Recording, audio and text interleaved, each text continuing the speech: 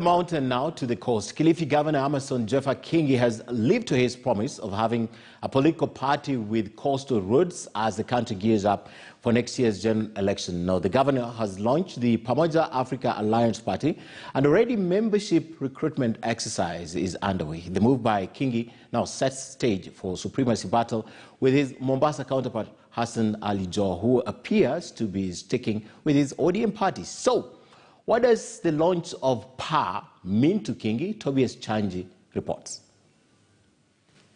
With efforts of getting other coastal political leaders form a coastal party hitting a snag, Kilifi Governor Kingi has decided to go it alone, registering a new political outfit called Pamoja African Alliance Party.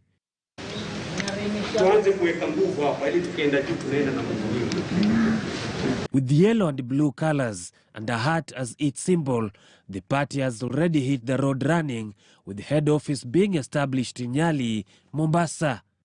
Although parties such as KADU Asili, Shirikisho and Umoja Summit abandoned the train, PA got a companion in the name of Republican Congress of Kenya, affiliated tourism CS Najib Balala. Haya mazungumzo bado yanaendelea na vyama vingine vilivyobaki vile vitatu kuangalia kama wote watu watakuja pamoja kwa jina hili ama itafumiwa coalition ya chama hichi ya chapa na vile vingine kuhusisha katika mambo ya siasa ya watu wa pwani. For about 15 years, Orange Democratic Movement Party has enjoyed massive support.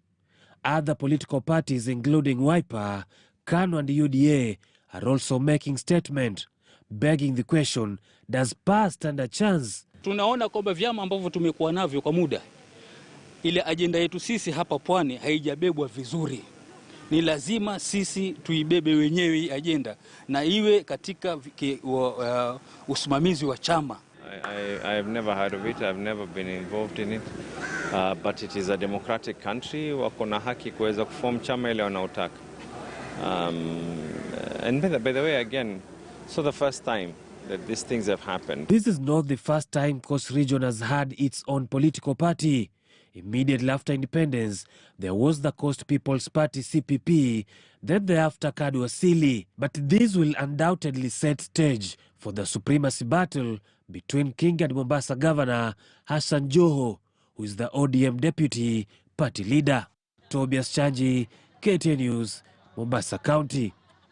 Away from Mombasa County, 7 members of a family in Meru have all been rendered blind, forcing them to retreat to a life indoors, isolated from the rest of the world.